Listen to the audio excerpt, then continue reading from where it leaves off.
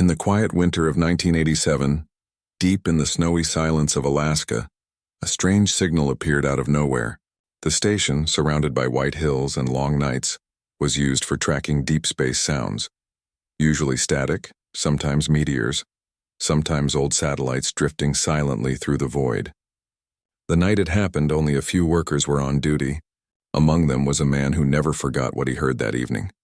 He had been sitting at his desk with a cup of coffee gone cold, reading a manual he had already read a dozen times. The machines hummed softly, throwing faint green light across the walls. Then one of the monitors started blinking in a rhythm he had never seen before. The system beeped sharply, and the screen filled with strange repeating numbers and symbols. At first he thought it was interference, but the sound that came next didn't feel random. It pulsed like a heartbeat, long, short, long, long, almost as if someone was trying to speak through the noise. He called for his superior, and within minutes, more people crowded around the monitor. The sound grew stronger, rising and falling like a human voice underwater. They recorded everything. Hours later, the message ended as suddenly as it began. No one could find the source. It wasn't from any known satellite or aircraft. It seemed to come from deep space, far beyond the moon's orbit, yet strangely close, as if echoing back from Earth itself. Over the next few days, experts from different departments were flown in. Among them was a quiet linguist who worked for a government project studying unknown communication patterns.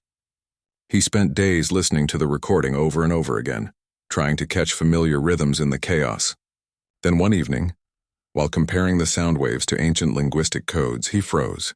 The pattern resembled a human language, but not one used in any modern civilization. It was structured, deliberate, intelligent. He printed the spectrogram of the signal and marked the repeating phrases.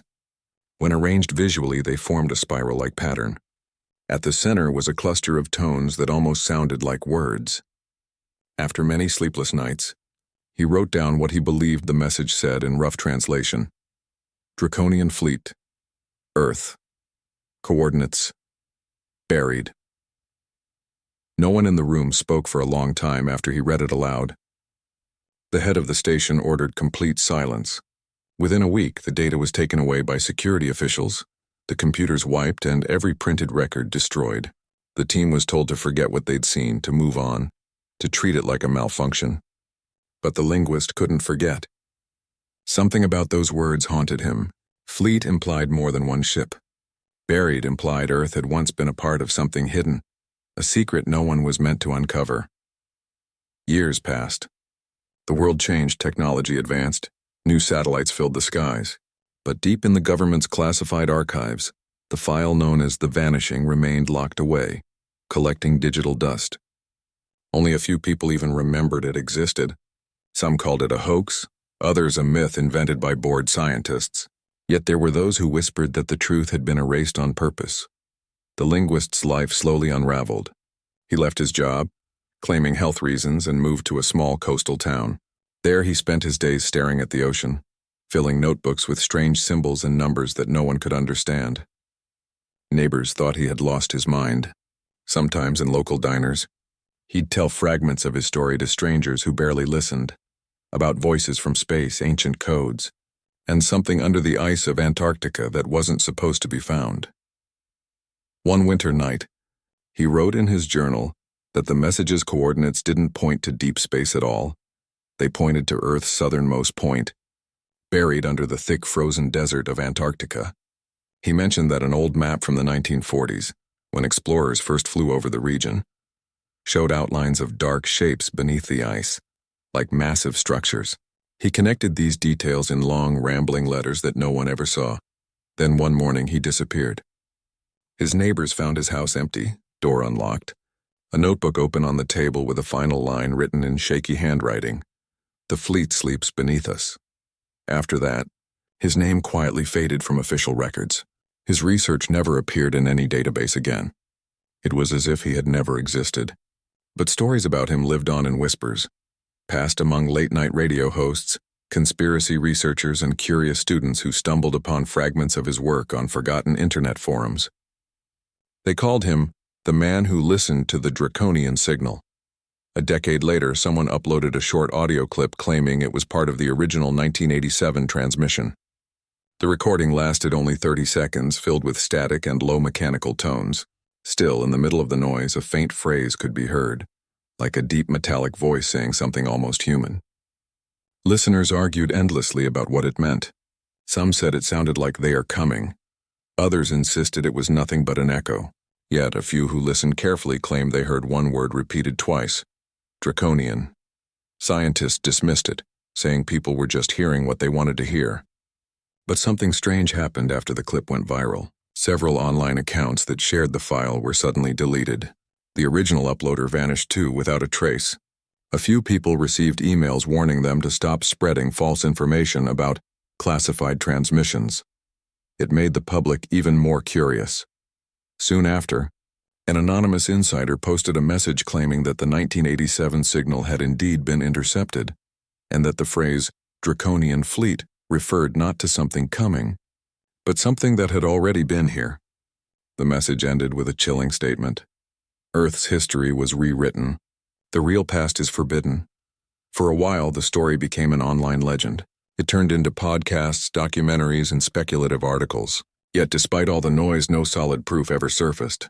What few people knew was that deep inside a locked military data vault, hidden beneath layers of encryption, the original 1987 recording still existed, sealed away. Unplayed for decades, the world had moved on. Satellites now mapped every corner of the planet. Nations fought over resources and technology, not old mysteries. But every now and then, strange readings still appeared near Antarctica.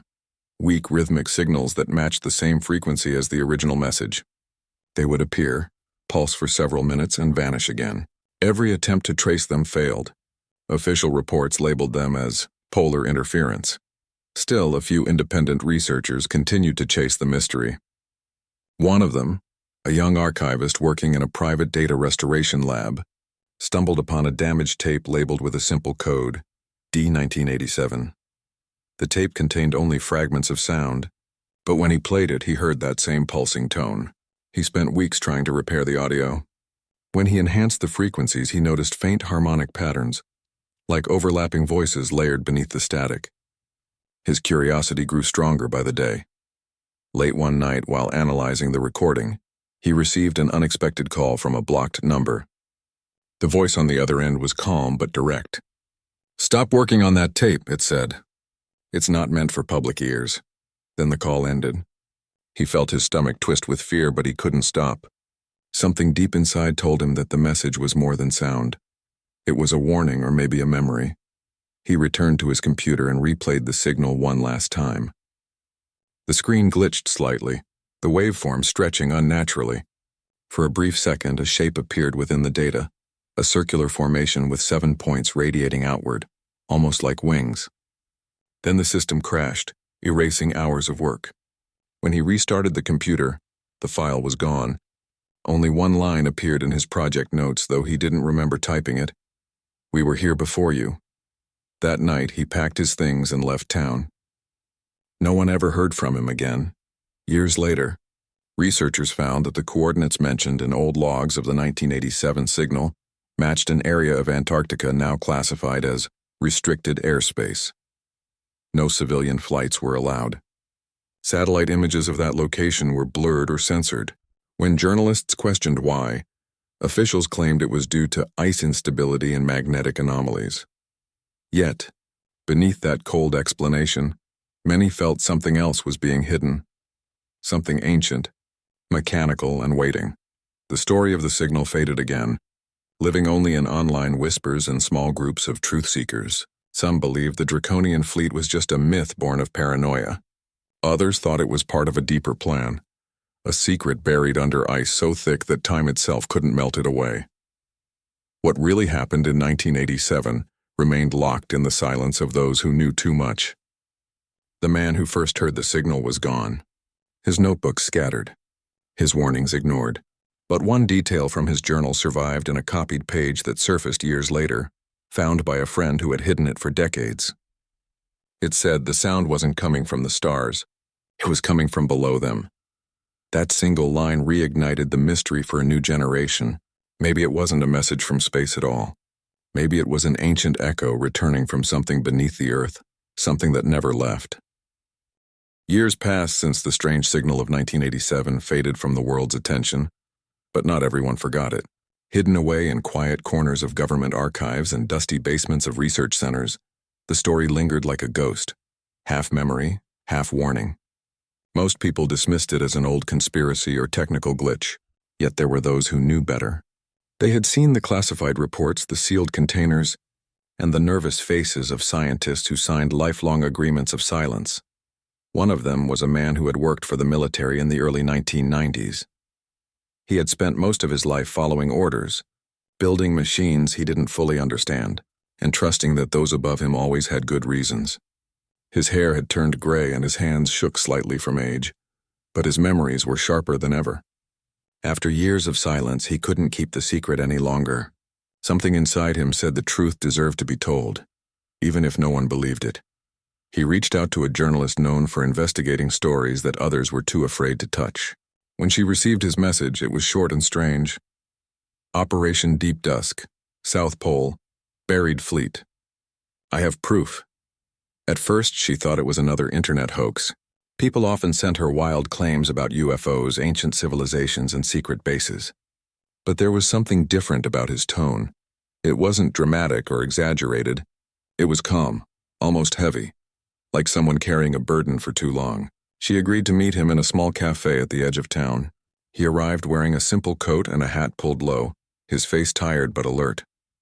They sat at a corner table away from others. He didn't waste time with introductions.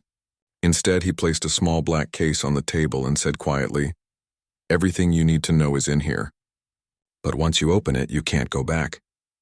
Inside were faded photographs, copies of classified documents, and a small metallic piece that looked like it came from some kind of aircraft, but unlike anything human-made. The photographs showed ice fields and a deep excavation site surrounded by heavy machinery. In one picture, several figures stood near a massive curved structure half buried in the ice. The metal looked old, darker than steel, with symbols carved along its edge, sharp, geometric lines that didn't match any known language. He explained that in 1992, he had been part of a secret project under the name Operation Deep Dusk. Their task was to assist a research mission in Antarctica. Officially, it was meant to be a geological survey. Unofficially, they were told they would be recovering foreign material of non-biological origin. At first, the team believed they were retrieving an old satellite that had crashed into the ice. What they found was nothing like that. After weeks of drilling, their sensors picked up unusual magnetic readings beneath a section of the ice cap. The readings formed a circular pattern nearly 2 kilometers wide. When the ice began to melt around it, they saw a smooth surface made of a dark metallic alloy, completely untouched by time. The more they uncovered, the more impossible it seemed. It wasn't a rock formation or natural deposit. It was something built. He remembered the day they broke through to what looked like an entrance. The opening led to a tunnel that extended deep under the ice. The air that came out was strangely warm with a faint metallic smell. When their lights shone inside, they saw walls engraved with symbols, the same ones found in the signal from 1987. The structure was massive, he whispered. Not just a ship. It was part of a fleet, several of them buried side by side like graves waiting to be opened. She leaned closer, trying to take in every word. He continued, describing how their team wasn't alone. Within days of the discovery, men in unmarked uniforms arrived. They took control of the site and ordered complete silence. Everyone was told to hand over their communication devices. The new team began scanning and collecting samples. No one was allowed to photograph or speak of what they saw. He said the metal of the ship was unlike any material known to science. It resisted cutting tools and emitted low vibrations that interfered with their electronic equipment. Whenever someone stayed too close for too long, they complained of headaches or faint sounds like whispers. One night during a snowstorm, a strange pulse passed through the entire camp. Their monitors went blank, and for almost 10 minutes all communication was lost. When the systems came back, one of the smaller teams stationed near the tunnel entrance had vanished. No signs of struggle, no footprints, just gone. After that incident, the project was immediately shut down. The operation leaders claimed a glacier collapse had destroyed the site. The survivors were flown out and forced to sign strict non-disclosure agreements. Every photograph, every log, every piece of data was taken. The area was marked as restricted. He looked at the journalist and said quietly, "That's when they started calling it the Vanishing." She sat in silence, her heart pounding. Everything he said matched parts of stories she had heard in whispers over the years. Reports of strange magnetic fields in the South Pole, missing research teams, blurred satellite images. But having someone who had actually been there made it feel real. He pulled out a final photograph. It showed a close-up of the metal surface with a marking clearly visible, an emblem shaped like a winged creature with a long tail. Beneath it were 3 lines of unknown symbols. That symbol, he said, was also found in the decoded message from 1987. The one they said came from deep space. It's the same origin. She studied the photo carefully. It didn't look like a hoax. The details, the light, the texture, it all looked too real to be fabricated. "Why are you telling me this now?" she asked. "Because they're watching again," he replied. "Every few years something stirs down there. The satellites detect faint pulses, same frequency as before.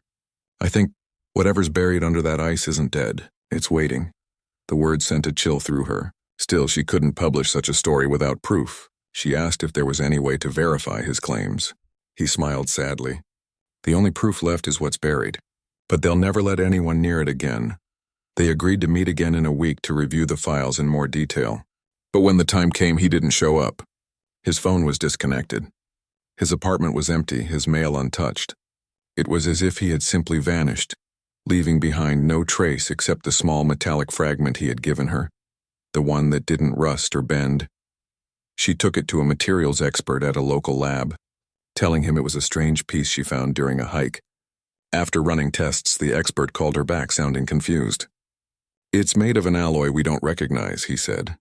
"It's not from any known manufacturer or process. The structure is molecularly perfect, too perfect." When she asked what he meant, he hesitated before saying, "It's as if it wasn't built, it was grown." That night, she locked the fragment in a small box and placed it under her bed. She couldn't stop thinking about his words. "It's waiting." Over the next few weeks, she started receiving strange calls. No one spoke on the other end. Sometimes she heard faint static, like the old signal she had once listened to online. Her computer began malfunctioning. Files disappeared. Emails to her contacts bounced back with errors. She began to feel watched. One evening, she returned home to find her front door slightly open. Nothing was stolen, but her notes were gone, and the box with the fragment was missing. The only thing left on her desk was a blank sheet of paper with 3 carved lines, exactly like the ones under the winged symbol in the photograph. Fear mixed with curiosity. She knew she had touched something forbidden, but now that she had seen the evidence, she couldn't stop. Whatever the truth was, it was bigger than one missing man or one hidden ship. It was something tied to the very roots of human history. Late that night, she opened her old laptop and began typing everything she remembered. The photographs, the metal, the warnings, the strange silence over Antarctica. Her hands trembled as she wrote, yet she felt an unexplainable pull to continue. When she finished, she saved the file under a name only she would recognize: Draconian Witness. Outside, snow began to fall, covering the streets in a quiet white layer. Somewhere far away, deep under the frozen world of the South Pole, machines older than civilization itself lay buried, humming faintly beneath the ice. The journalist didn't know it yet, but by writing his story, she had just stepped into the same circle that had claimed everyone before her, and the vanishing wasn't over. It had only begun again. After the man's sudden disappearance, the journalist couldn't sleep for days. Every sound made her flinch: the creak of a door, the buzz of her phone, even the hum of her refrigerator. She kept replaying their conversation in her mind, especially his last words before he left. "It's waiting." Her instincts screamed that something terrible had happened to him. She filed a missing person report, but the local police didn't take her seriously. They said he might have simply gone off the grid. She knew better. People like him didn't just walk away. They were silenced. For weeks, she searched through whatever clues he had left behind. Copies of documents, the strange photos, the empty metal box where the fragment used to be. Then one day, while scrolling through old archives online, she found something that made her heart stop.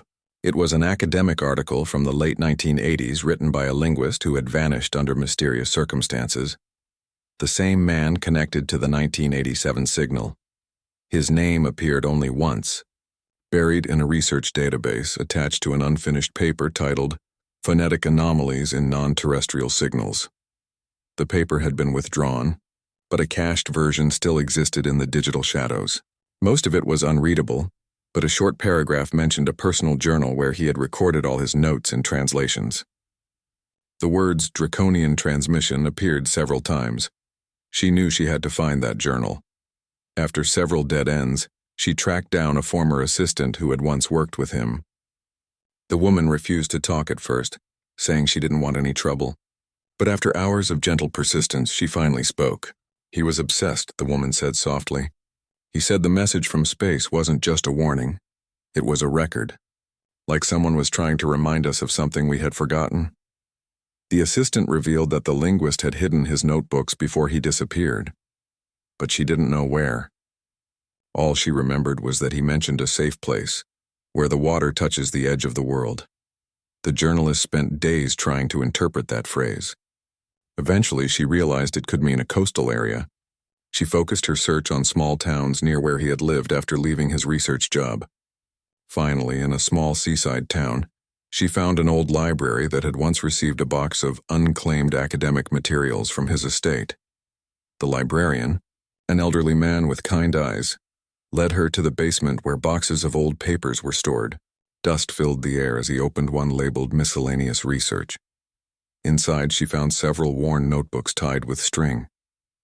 The pages were covered in tight handwriting, strange diagrams and symbols she didn't recognize. In the corner of one page was a faint stamp that read, U.S. Deep Space Division, Confidential. She spent hours going through them, unable to stop. The notes were confusing but full of patterns. Some pages described sound waves. Others contained sketches of spiral shapes surrounded by unfamiliar characters. Near the end of one notebook, he had drawn what looked like a map of Antarctica with certain points marked in red. Beneath it, he had written, "Fleet aligned beneath magnetic field anomalies. Evidence of containment, not crash." As she continued reading, her excitement mixed with unease. The linguist's notes suggested that the so-called Draconian fleet wasn't destroyed. It was sealed beneath the ice thousands of years ago, after some massive event. The journal claimed that these ships once belonged to a powerful civilization that ruled Earth before humans, and that they vanished after a great cleansing fire. He believed that ancient myths about sky gods and serpent rulers weren't symbolic stories. They were historical memories of that lost age. Civilizations like the Sumerians, Egyptians, and Mayans, he wrote, had left behind fragments of that truth in their carvings and temples. The same winged emblem that appeared on the ship from Operation Deep Dusk appeared in ancient art, across continents separated by oceans. She turned the page and found a passage that chilled her. "They never left. They sleep beneath us. Their machines hum softly, waiting for the stars to align once more." Her hands trembled as she read on. The linguist had decoded part of the message from 1987 using a mixture of Old Sumerian and phonetic reconstruction. His translation mentioned the words Draconian fleet followed by hibernation chambers and awakening protocol. One sentence stood out. "We return when the light bends twice." What did that mean? A solar phenomenon? A planetary alignment? He didn't explain. His notes ended abruptly with a single sentence. "They are awakening." The rest of the page was blank, as if he had stopped mid-thought. She closed the notebook slowly, realizing the connection between his disappearance and that of the military engineer. Both had uncovered the same forbidden truth from different directions. One through sound, the other through discovery. Both had vanished after speaking about it. Her phone buzzed suddenly, snapping her out of her thoughts. It was an unknown number. When she answered, no one spoke. She only heard faint static, then a deep rhythmic tone, the same pattern she had heard once before when the engineer showed her the recording of the original signal. Fear crawled up her spine. She ended the call, turned off her phone, and left the library immediately. She didn't notice that someone was sitting in a parked car across the street. Watching her leave, back in her small apartment, she spread the notebooks across her table and began typing everything she had read. She wanted to digitize the material before anything happened to it. Every page she typed made her feel as though she were being pulled deeper into something she couldn't escape. As midnight approached, she decided to take a break. She stepped outside onto her balcony to clear her head. The city lights flickered below and a cold wind brushed her face.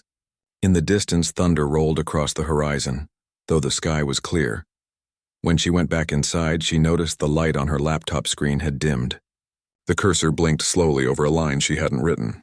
Her document now ended with new words, "You are not alone." She froze, her heart hammering. She quickly disconnected her laptop from the internet, terrified someone had hacked her system. But even offline, the text appeared again when she reopened the file. Same words, same eerie calmness. The next morning, she traveled to meet the linguist's old colleague, a retired university professor who specialized in ancient languages. When she showed him the notes, he was visibly shaken. "These symbols," he whispered, tracing his fingers over one page, "are not random. They match inscriptions found in multiple ancient sites that have no historical connection to each other. Whoever made this knew something far older than our written history." He warned her to be careful. "People have died for less," he said quietly. "If these ships exist, they are not just relics, they are power. The kind of power that governments would kill to control." Despite the warning, she couldn't stop. She believed the truth had to be told. That night, she recorded her first private video journal, speaking directly to the camera. "I've found the lost journals of the man who decoded the 1987 signal. Everything connects: the transmission, Operation Deep Dusk, and the strange disappearances. The Draconian fleet wasn't a myth. It's real and it's here on Earth. I don't know how long I can keep this recording safe, but I will share everything before they silence me too." She uploaded the video to an encrypted storage site, just in case. In the following days, she noticed more strange activity. Her car alarm went off in the middle of the night. The same black sedan appeared near her apartment several times. Her email account was hacked. Then one morning, all of her files, including the scanned copies of the journal, were gone from her computer. Every backup she had vanished too. Still, she wasn't completely defeated. She had memorized large portions of the text, and she still had the notebooks hidden in a place no one knew. A week later, she received an anonymous envelope under her door. Inside was a single printed photograph. It showed a frozen landscape with strange metallic shapes half exposed under the ice. In the corner of the photo were the same coordinates from the linguist's journal. She realized someone wanted her to continue, someone who still believed in revealing the truth. That night, she stared at the photograph for a long time. The horizon was white, endless and silent, yet the metallic curve beneath the ice seemed almost alive, like a sleeping creature breathing beneath glass.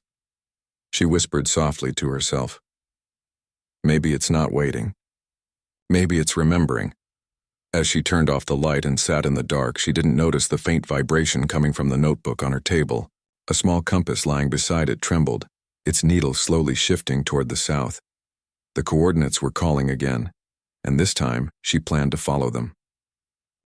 The photograph with the frozen landscape wouldn't leave her mind. Every time she tried to focus on anything else, she saw that strange curve under the ice, the silent shape that looked almost alive. It was as if it was waiting for her to come closer. The coordinates written on the bottom of that photo pulled at her like a whisper she couldn't ignore. She told herself she wasn't reckless. She was just curious.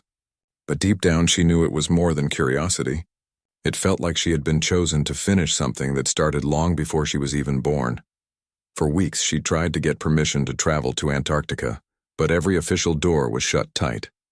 Every application she submitted was rejected without explanation. Some responses said restricted zone, while others simply vanished without reply. She reached out to private research groups, climate expeditions, and even documentary crews, but no one wanted to take the risk. That area of Antarctica, the one matching the coordinates, was completely off limits. Then one day she got an anonymous message on a secure chat forum. It said only, "You're not the first to try. But if you're serious, meet me in Ushuaia." Ushuaia was the southernmost city in the world, the last stop before the frozen continent. She hesitated for hours before replying, but in the end she wrote back one word: "When?" 2 days later, she was on a flight heading south. The small city of Ushuaia felt like the edge of the earth.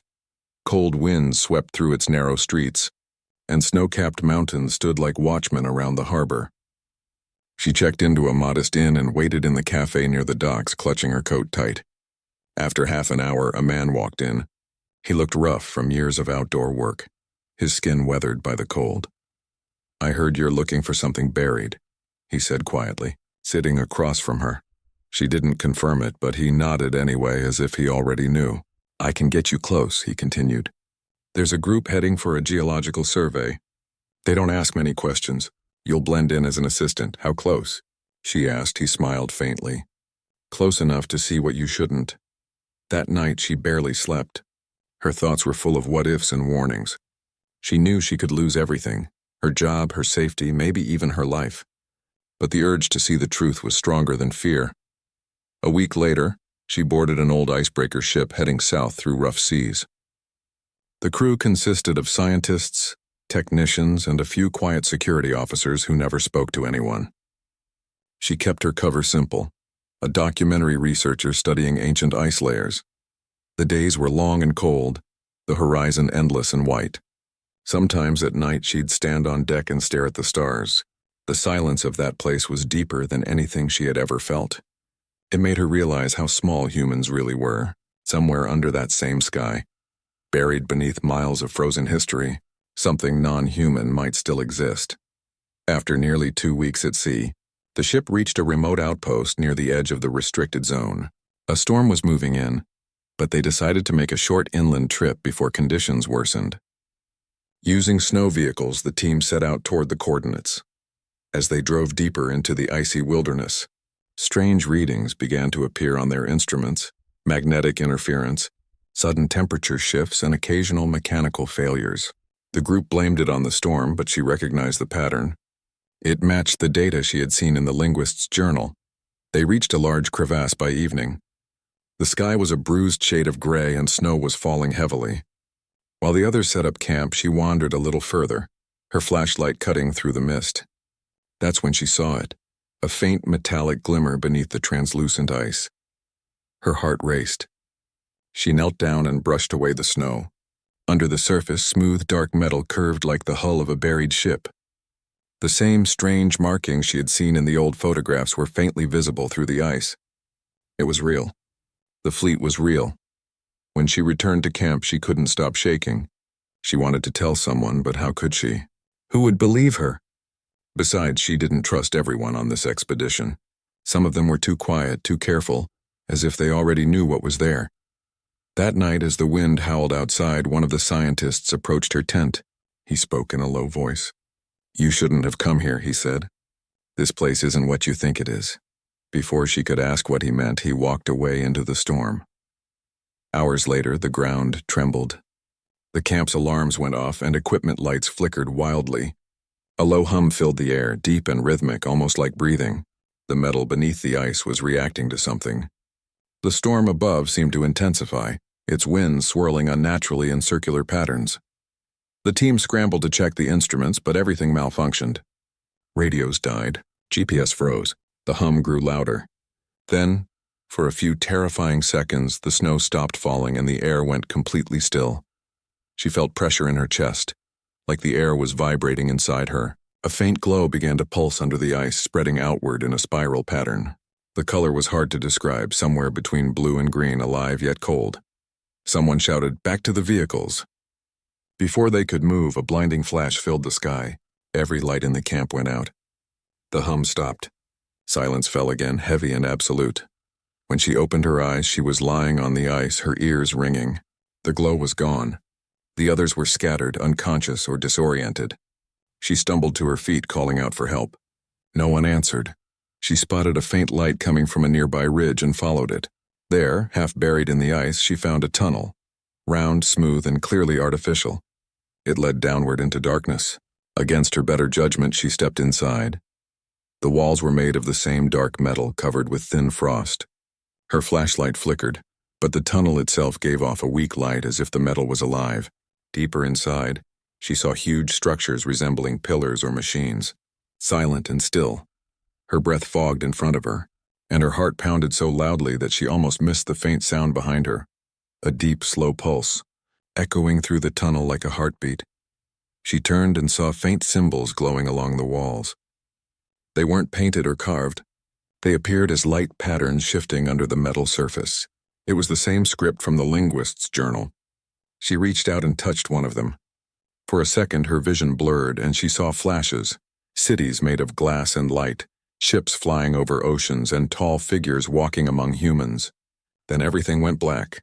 When she woke up, she was lying near the camp again. A rescue team was there, shaking her gently. They said they found her unconscious, half buried in snow. The storm had cleared. Days later, she woke up in a hospital back at the main research base. Officials told her that the expedition had been terminated due to a weather-related incident.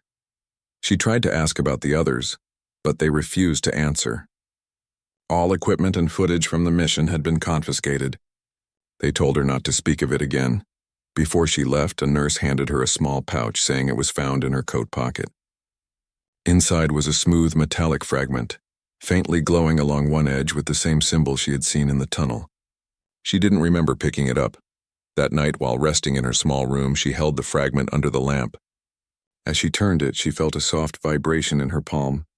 A whisper seemed to echo faintly in her mind, something like a voice speaking in a forgotten language. She dropped the fragment immediately, her heart racing. The glow faded, but a mark remained on her skin, a faint spiral that looked almost burned into her flesh. She wrapped the fragment in cloth and hid it in her bag. She knew the authorities would come for it sooner or later. When she finally returned home, she found her apartment ransacked.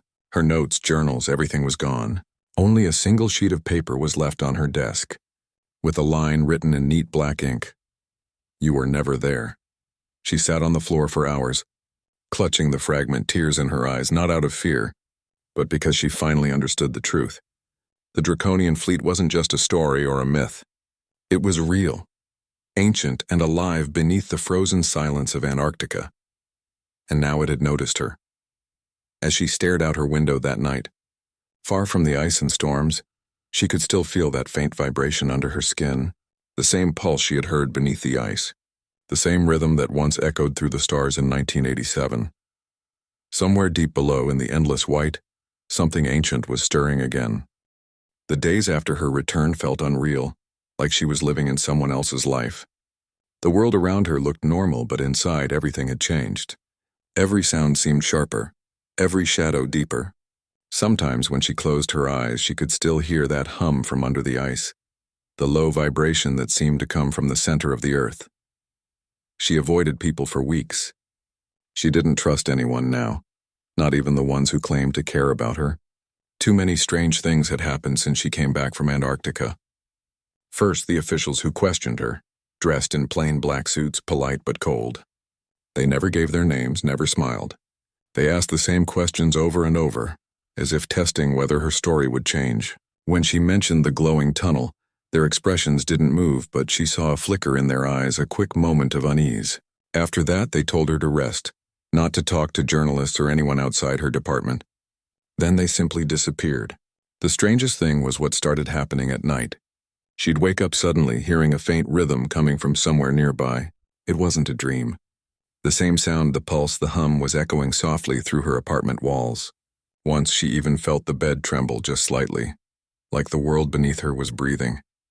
The metallic fragment she had hidden still glowed faintly at times, especially when she was close to water or during storms. No one else seemed to notice anything unusual, but she could feel its pull. It was like the object was calling her somewhere quietly, patiently. One evening, she decided to test something. She filled a bowl with water, turned off all the lights, and placed the metallic fragment beside it. Within seconds, the surface of the water began to ripple, not from any movement or breeze, but from some unseen vibration. When she brought her hand closer, the water actually rose slightly, forming small circular waves that danced around the fragment. She stepped back in shock. Whatever this thing was, it wasn't just a piece of metal. It was alive in some way, or at least reacting to something beyond her understanding.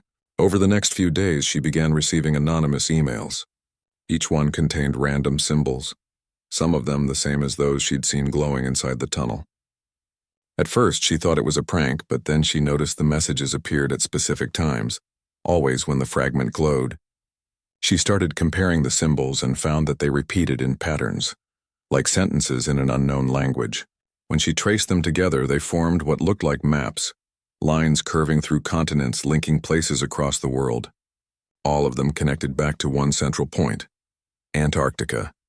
One night her computer suddenly went black and a single line of text appeared. "It has awakened. You have less time than you think." She froze. The next morning she found her internet connection cut and her phone network dead. When she went outside, a black car was parked down the street, engine running, windows tinted so dark she couldn't see inside. She turned quickly and took another route. It felt like every step she took was being watched. By the third day, she couldn't take the silence anymore. She decided to contact the only person she still trusted, a retired pilot she'd met during the Antarctic mission, someone who had quit before the final trip, but knew the dangers. It took her hours to reach him through an old radio line. When his voice finally came through, it was shaky. "You shouldn't have called me," he said quietly. "They're listening. Whatever you brought back, it's not supposed to exist." She begged him for help.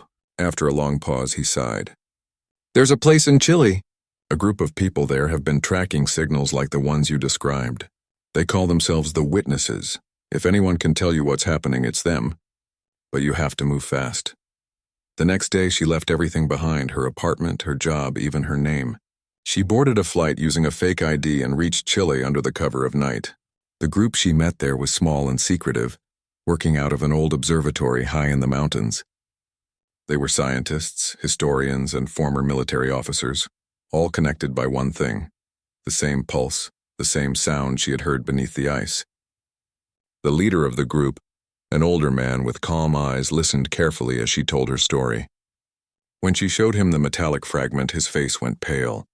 He took out a similar piece from his pocket, identical except for a different glowing symbol. "We've found fragments like this across the planet," he said, "in deserts, under oceans, inside volcanoes. They're all part of something larger, something buried deep within Earth, connected by a network older than humanity itself."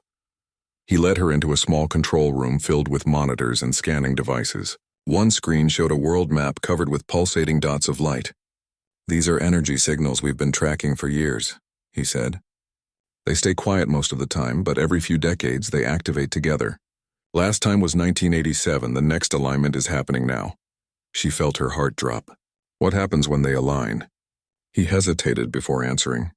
"We don't know exactly, but every time it happens, something changes. Magnetic fields, animal behavior, even weather patterns. It's as if the planet is adjusting itself for something, or someone." Late that night, while the others slept, she stepped outside the observatory. The air was cold and thin, the stars sharp and bright. She held the fragment in her hand and it began to glow again, brighter this time. Then she heard it, the hum, not from beneath her feet, but from above. She looked up and the stars seemed to shift slightly, forming a circular pattern in the sky. It was subtle, almost invisible, but she could feel it in her bones. The ground trembled faintly. Inside, alarms started beeping. The scientists rushed out, pointing at their instruments. "It's happening again," someone shouted. On the monitors, energy signals across the planet flared to life one after another, like lights turning on in a vast underground network. The largest one pulsed directly beneath Antarctica. Then a deep voice echoed from the communication system, distorted and ancient. The words were not human, yet somehow she understood them. "The time of silence is ending. The fleet will rise once more." The observatory lights flickered. Equipment sparked and screens went blank. Outside, a strange glow spread across the sky, faintly green and gold. It wasn't lightning or aurora, it was something alive. The leader turned to her, his face pale. "It's not just under the ice anymore," he said. "It's waking up everywhere." She felt the metallic fragment growing warmer in her hand. The glowing symbol began to shift, rearranging into a new pattern. Then before her eyes it projected a faint holographic image, a rotating map of the Earth, with lines of light spreading outward from Antarctica like veins of energy. As the image faded, a new line of symbols appeared, and though she couldn't fully read them, she recognized one familiar shape, the same spiral that had burned into her palm weeks ago. Something inside her told her this was only the beginning. The Draconian fleet wasn't just a relic from Earth's past, it was part of its design.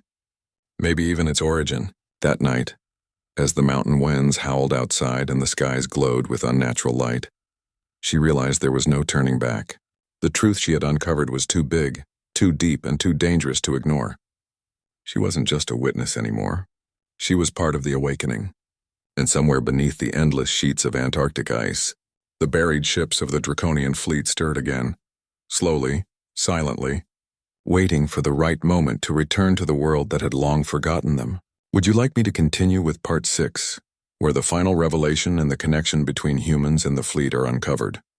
ChatGPT said, "The storm over the mountains did not stop for 3 days. The wind screamed against the windows of the observatory, and strange flashes lit up the clouds like silent lightning. Inside, everyone stayed awake, glued to the monitors. They knew something was happening, something the world had not seen in thousands of years.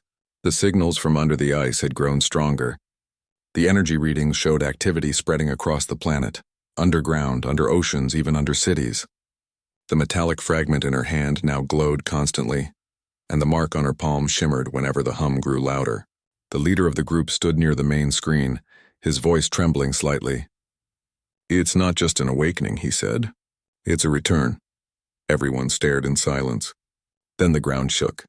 Not like an earthquake, this was slower, deeper, more like the earth itself was stretching after a long sleep. The lights flickered and one of the scientists shouted, "Look at this!" On the satellite feed, the ice of Antarctica was cracking, huge lines running across the surface like veins of light. The cracks glowed faintly from within and something vast moved under them. The ships, if that's what they were starting to rise. No one spoke for several minutes. Then she whispered, "They were never destroyed. They were buried." Her words hung in the air like a prophecy. The older man nodded. The legends called it the Draconian fleet. According to ancient writings, they were guardians once, beings from a civilization older than ours, who shaped early humanity. Some say they taught the first people how to build, farm, and speak. Others believed they were gods. But something went wrong. A great war, and then silence. He looked at the glowing dots spreading across the map. Until now. That night she couldn't sleep. The hum was louder than ever, and the metallic fragment vibrated like a heartbeat. She walked outside into the cold air, the snow swirling around her. The mountains glowed faintly under the strange light still hovering in the clouds. When she looked up, she saw a new shape forming in the sky. A circle of faint light spinning slowly, perfectly symmetrical. They weren't stars. They moved with purpose. She ran inside and shouted for the others. Everyone rushed out, staring in disbelief as the circle expanded, filling the sky. Then for the first time they heard it clearly, not through the ground, not through machines, but through the air itself.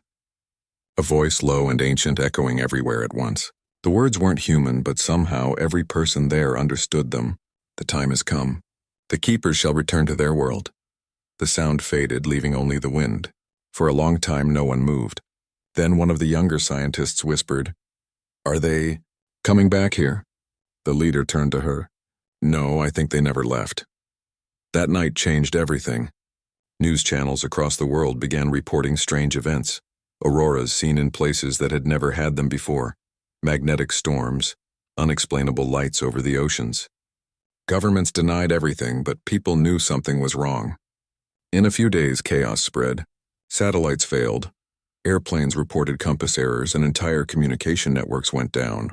The world felt unsteady, as if reality itself was shifting. She and the group decided to travel south again, to return to Antarctica. They believed the answers were still buried there, under the same ice where it had all begun. The journey was rough. Military forces had blocked all routes, declaring the continent off limits. But the group used old supply ships and coded signals to move quietly. The world was too distracted to notice one small team heading toward the edge of the world. When they reached the frozen waters, the sea was no longer the same. The ice was breaking apart in enormous chunks, forming glowing cracks that spread like rivers of light.